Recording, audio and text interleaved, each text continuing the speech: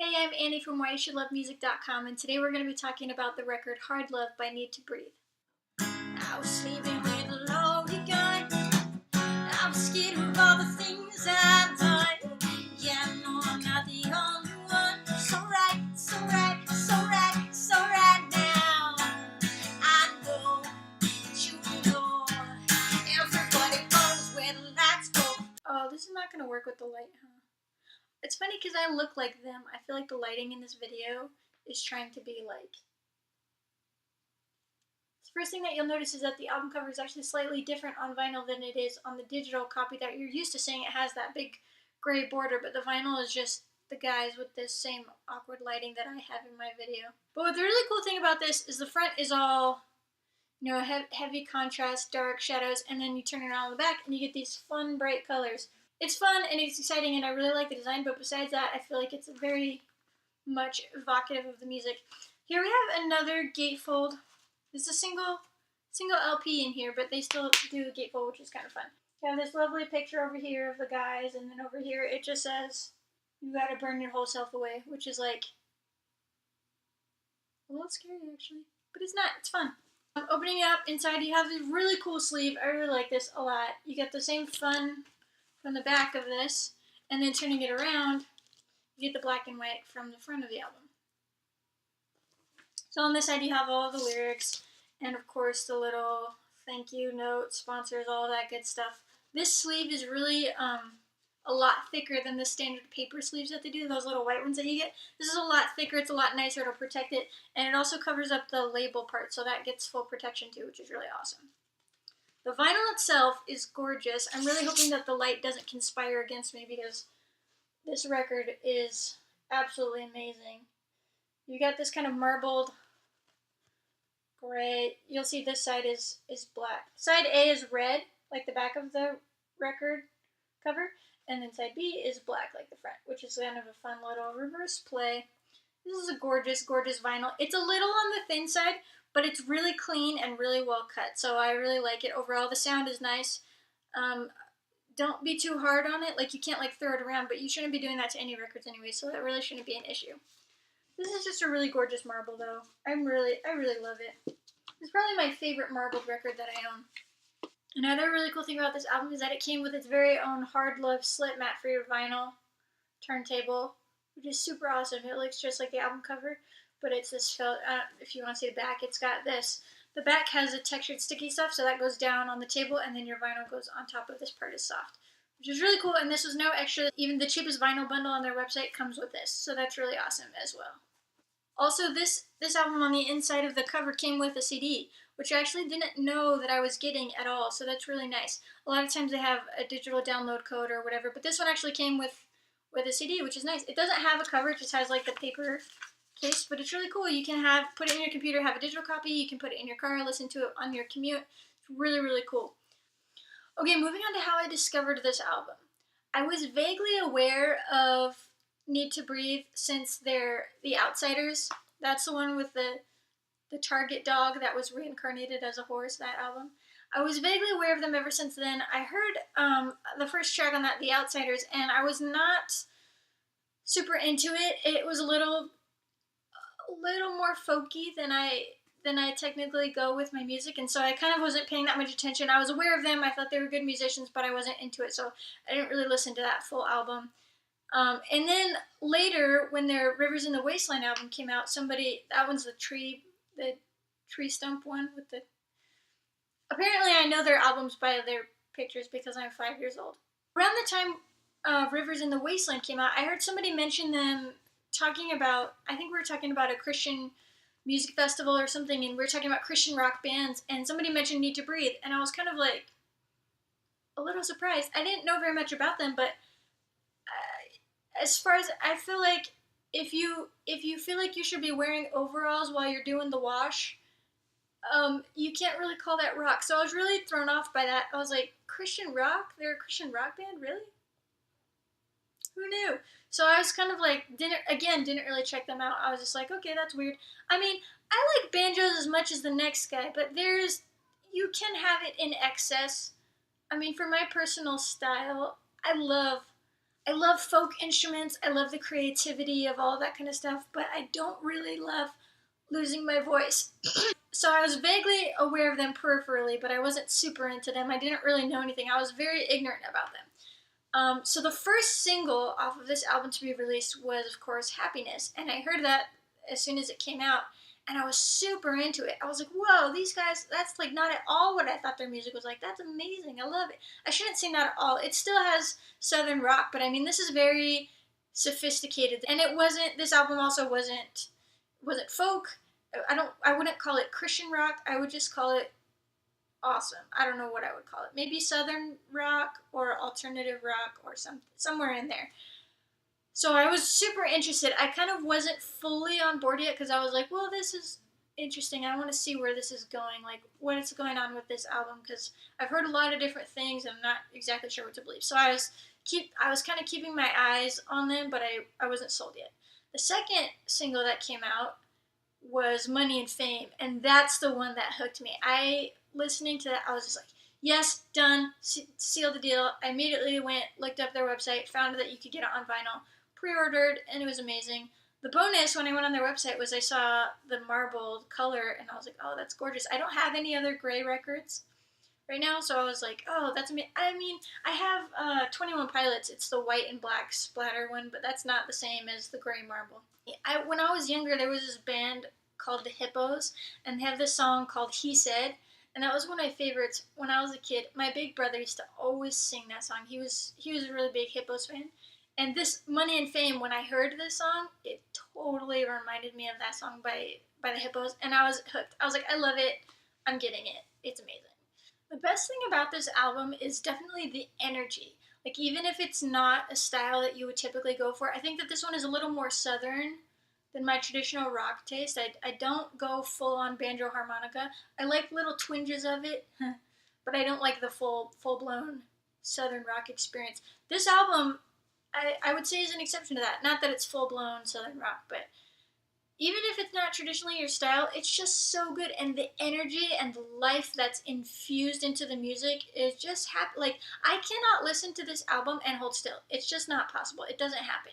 Like, I can be like, I don't know, I would be sick on my deathbed, and you put on this song, I would probably start jumping on the bed, like dancing, like, wah! Like, it would be scary dancing. I don't know, maybe I'd break my hip, and then I would die. But that'd be a cool story to tell. Like, at the wake, they tell that story. That'd be cool.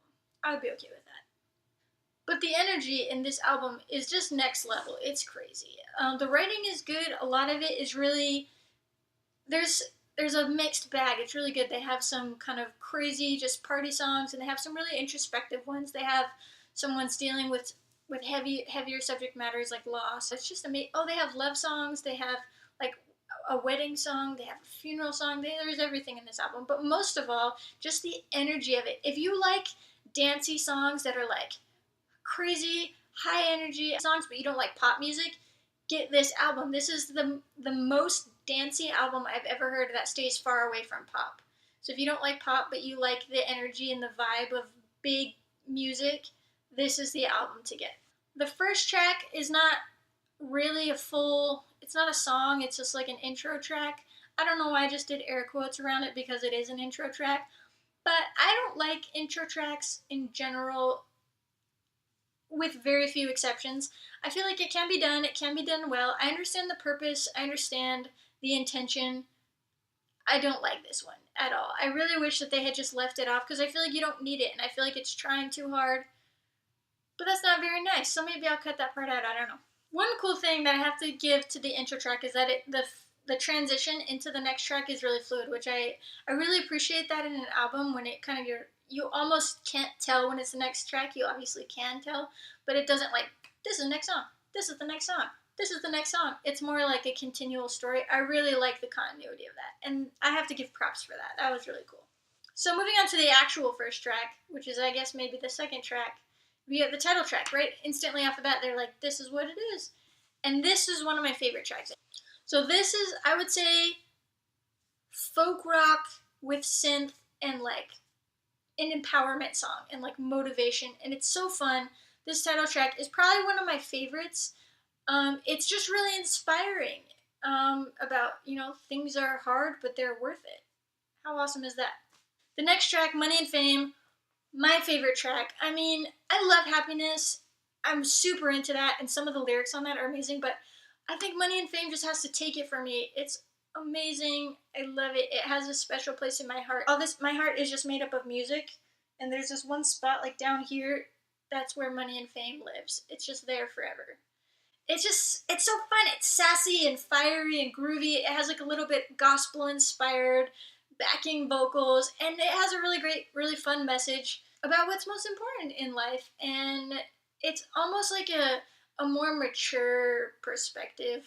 Next track slows down a lot. It's almost like very abrupt, and this one is very also very acoustic, and it has this really pointed spotlight on the vocals, which, by the way, amazing, and the harmonies are just gorgeous, and it gives you this more ballad-esque type of heartbroken whatever. Oh, I forgot to say No Excuses. Sorry.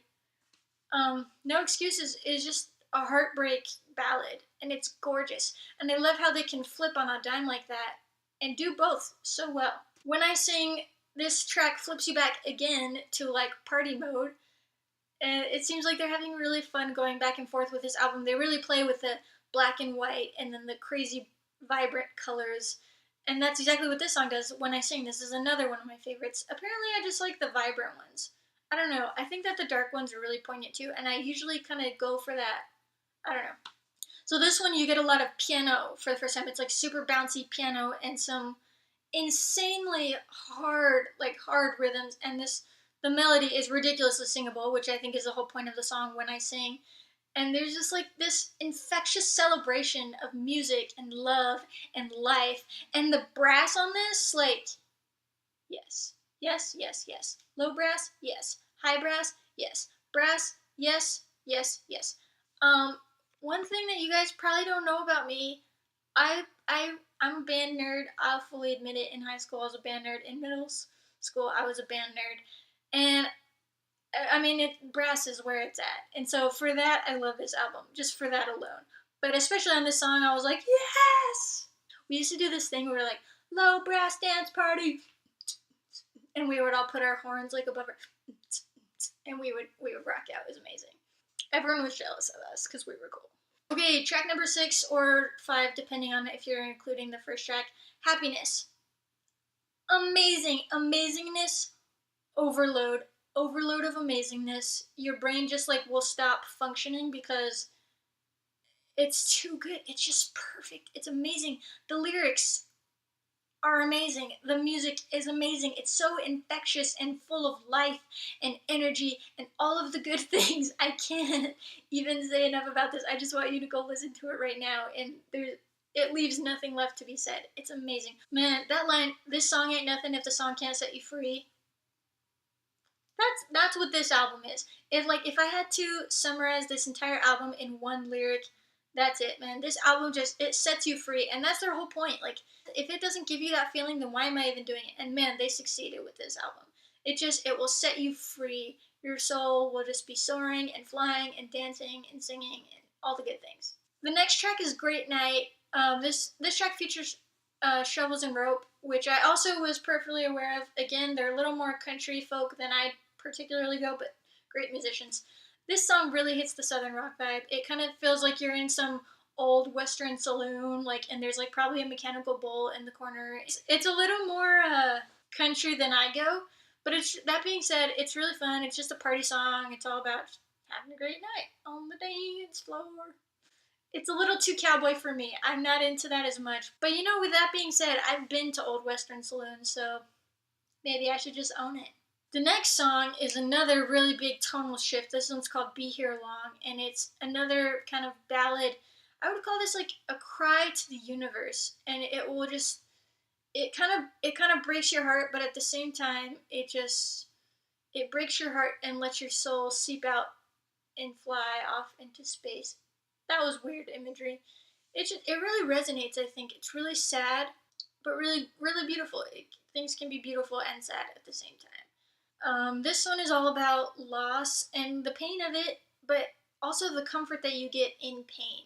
Whereas if you felt relief, that's much more terrifying. And also, it's the point of it is to be cognizant of the time that you have and take full advantage of it and live your life to the fullest, love your life to the fullest, because it doesn't last forever. And so this one's really sad, but really, really beautiful. Don't bring that trouble. Here's another one where you get a lot of the southern rock influence. This one is even, I would say, like bluesy.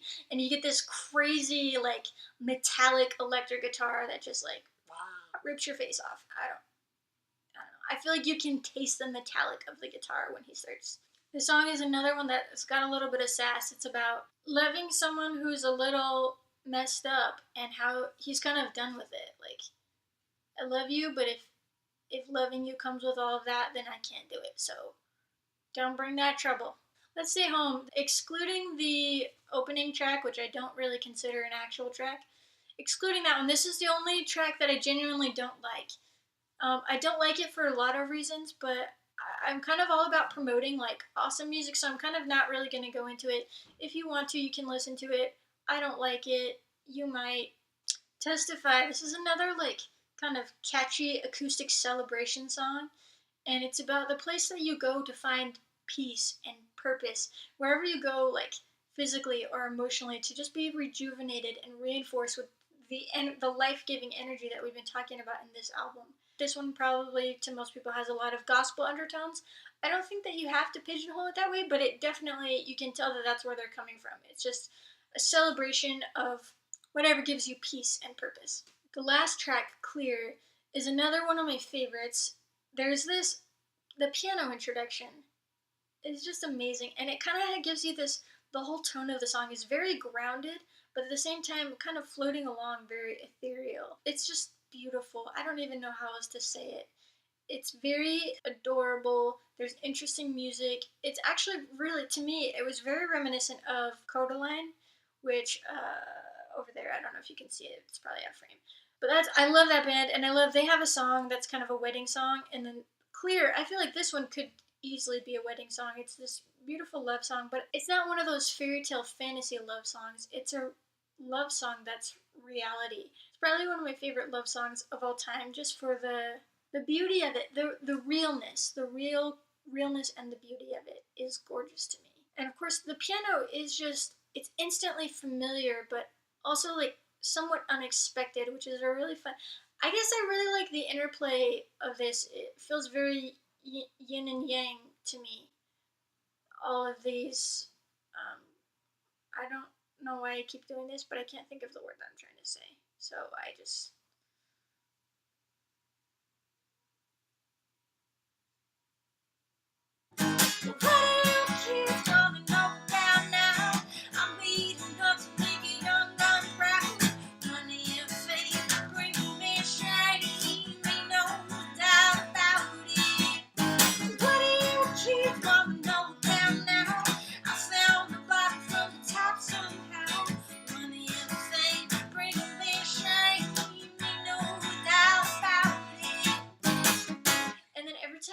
that song, my baby sister's like, ain't no doubt about it, you got a friend in me. And I'm like, no!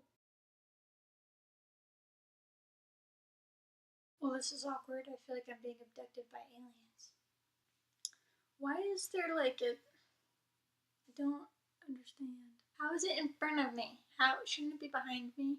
Shouldn't I be blocking the light? That doesn't actually make any sort of sense. I could be David Bowie. Why?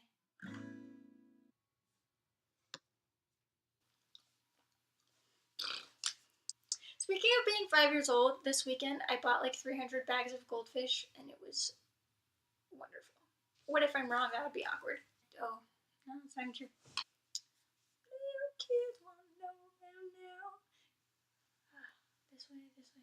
Ooh, the left. I don't like it. And of course, the piano doesn't hurt. Stop beeping. Yeah.